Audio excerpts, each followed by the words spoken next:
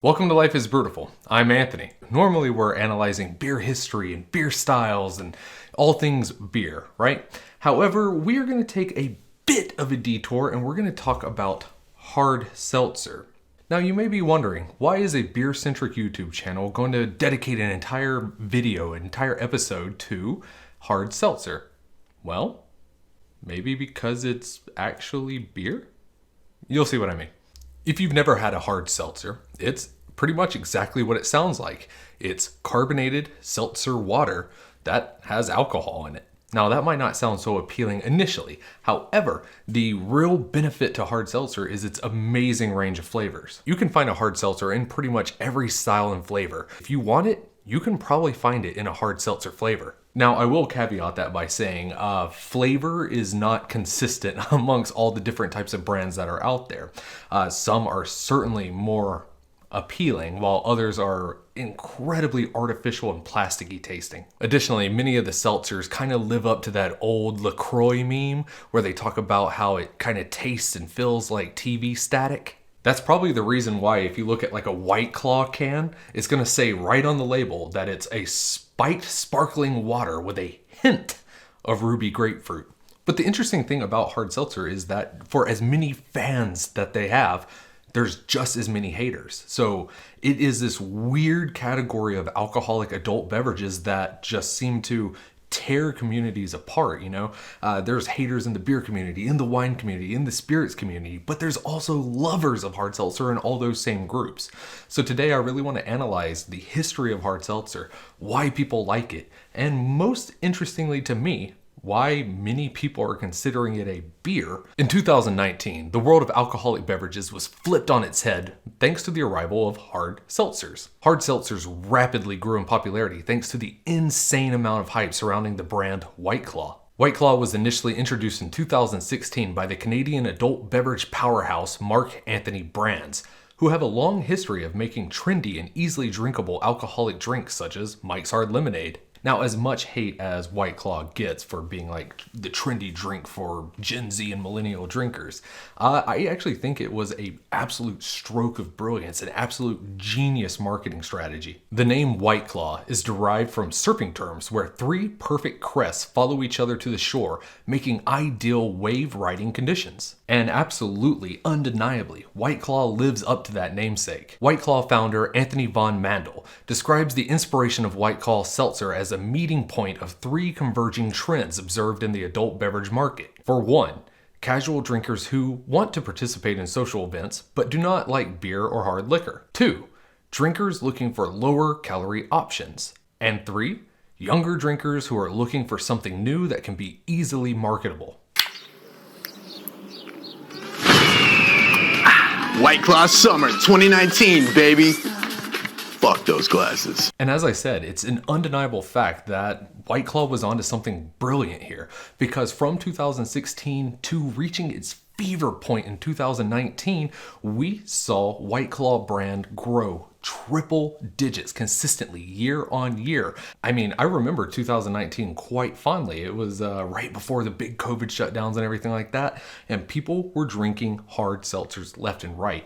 Instantly, all the store shelves, both in the American markets and even over here in Germany, beers were being removed from the shelves to make room for hard seltzers. I mean, it was a rapidly expanding business. The White Claw summer of 2019 was so successful that White Claw even proclaimed that they outsold Bud Light can to can that year. Now, if we're going to be 100% honest here, I think the success of White Claw and all the additional seltzer brands that followed in its wake were not necessarily innovating, more so doing the right thing at the right time in marketing it towards the right people. It's not like hard seltzer was an entirely new concept. People had been adding water to alcoholic beverages for centuries. I mean, all the way back in ancient Greece, you know, they talked about their fettered wine, you know, where they would take wine and cut it with water. Maybe not truly a seltzer, but I mean, that lineage is there. But we wouldn't really see what would be recognized as a hard seltzer until the early 1990s, when different companies across the world, like Two Dogs down in Australia and the infamous, maybe just famous, depending on who you ask, Zima of North America. I don't want no beer, I don't want no wine. I want something different, I got dinner on my mind. And when I say that hard seltzer came at the perfect time, what I really mean by that is in 2016 to 2019, we had seen a consistent downtrend or stagnation, depending on how you look at it, in craft beer sales. Additionally, I think it's kind of fair to say that craft beer kind of lost its edge. The early craft adopters back in the 70s and 80s, they're grandparents now.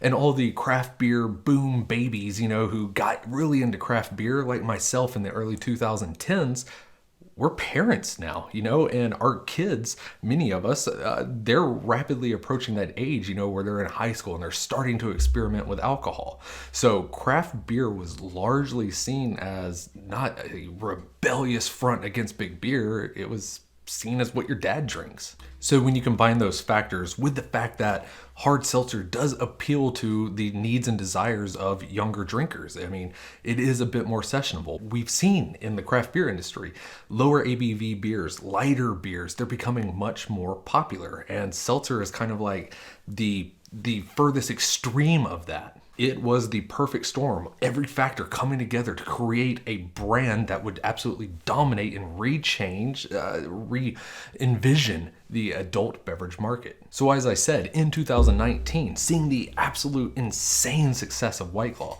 we started seeing a mass explosion of different brands. Natural Light has their own seltzer, Bud Light has their own seltzer, Barefoot has their own seltzer, I'm pretty sure Jim Beam has a seltzer. There's so many different iconic brands, legacy brands in a variety of different markets, in the hard spirits, the wine, the craft beer, the normal beer. I mean, everyone was rushing to get their hands a slice of the pie. Consumers were absolutely ravenous for hard seltzers across all markets, to the point where it actually became one of the first legitimate threats to craft beer, which is why I think we saw a mass adoption by craft breweries into the seltzer market, such as this McKellar hard seltzer.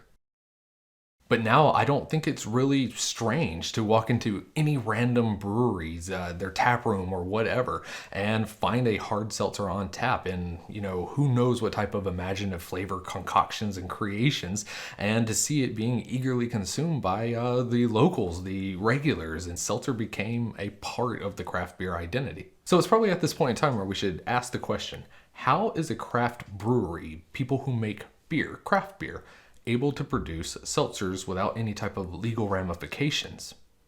The answer is a bit confusing, but also incredibly surprising. The Alcohol and Tobacco Tax and Trade Bureau, or the TTB, is the regulatory body of alcohol sales and production in the United States. The TTB is the organization that determines the legal distinctions between all the different varieties of alcohol-based beverages to include hard seltzers. But what it really comes down to is how that alcohol is introduced or created within that carbonated water that really defines who can produce hard seltzer and who can't.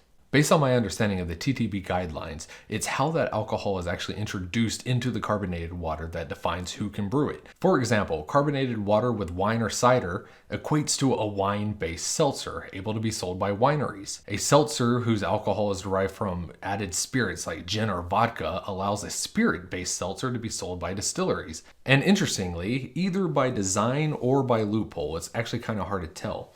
Hard seltzers that are produced utilizing sugars that come from simple sugars like dextrose or malt-based sugars such as maltose are able to be marketed and sold and produced as beer, as long as that alcohol wasn't also distilled later on. But that answer kind of begs its own questions. So we now know why breweries are able to make hard seltzers, but the question we need to ask ourselves now is why they would want to, and most importantly, should they? I can't deny, breweries are becoming quite adept at seltzer production and are becoming financially successful from their seltzer operations. Many breweries are pushing the limits of what can even be considered a seltzer with huge juice, fruit, and even hop additions that help make the seltzer a bit more appealing to the craft beer consumer, while still simultaneously appealing to the non-beer fan as well. So the answer to why a brewery would want to produce a hard seltzer is very simple. They can, and it makes them money. But the answer to the question of should they? That's a bit of a harder one to answer. In my opinion, when craft breweries jump on random trends such as the hard seltzers, it always comes across to me a little bit short-sighted. In the short term, craft seltzer production can broaden product portfolios, allowing marketing opportunities to wider consumer bases beyond their core customers. However, I can't really help but think it doesn't really help the industry. It doesn't really shorten the divide between craft beer and big beer, or beer sales as a whole versus wine or distilleries, because as I mentioned, they're all making hard seltzers. I don't think that going out, the average seltzer drinker, when they're going to their grocery store, gas station, whatever, to pick up a case of hard seltzers, I don't think they're gonna see insert random name small town brewery, their limited can line of hard seltzers. I don't think the average seltzer drinker is gonna pick that up over a more established brand. So it doesn't help stave off wine. It doesn't help stave off spirits, which people in the industry have been, moaning about for decades now at this point, the ever encroaching spirit in wine. Additionally, I really don't think it helps stave off big beer because they're doing it too. So yeah, it might help, taproom sales, I've been in situations where I've gone into a brewery, my wife isn't really feeling a beer. I think if she maybe saw a hard seltzer on the menu, I think, that could coax her into, having a pint or two with me, But I don't know if that is a customer generating business plan that is strong enough to sustain a brewery. Now, I have seen plenty of articles who would vehemently disagree with my thoughts and sentiments, so I do leave this as an open-ended question. I don't have all the answers. But if you work in a craft brewery or in the beer industry, especially the crafty part, and your brewery is producing hard seltzers, please, I would love to hear from you. I'd love to, have a discussion about this. Prove me wrong. But I think the biggest issue that craft breweries with seltzer operations actually have is the fact that it possibly alienates some of their customers. I mentioned earlier, in 2019 during White Claw summer, we saw beers being taken off of shelves to make room for hard seltzers. And I think if the average craft beer fan who isn't a seltzer fan, if they were to walk into a craft brewery, they see a hard seltzer on the line, I think they feel a bit alienated by that. Breweries are for beer in their minds. It's for craft beer, and that hard seltzer is taking up a tap line that could have like a 7th or 8th IPA option on tap. So although I am a hard seltzer lover, and I love the fact that I'm able to buy them from some of the breweries that I like and enjoy on the regular, I do think that it does possibly alienate your core customer base, and it detracts away from your core competencies, the critical aspect of your business model. So I think I've rambled on here long enough. I could talk until I'm blue in the face about how much I enjoy hard seltzers, how much I like it when I find familiar brands, especially in the craft market. But as I said, I don't speak for the craft beer community or the industry as a whole, so I understand that my feelings and sentiments are not always shared. Although I question the profitability of a craft hard seltzer on a long timeline, they're obviously helping. They're obviously doing something good for the craft beer industry. Otherwise, so many craft breweries would not be jumping on the train the way that they are. We have reached that tipping point of an oversaturated market where we have started to see an actual decline in hard seltzers. The popularity, the fad is starting to fade away. So it's going to be interesting to see, are these craft breweries actually making hard seltzers because it's something they enjoy, something that they're passionate about? I don't know.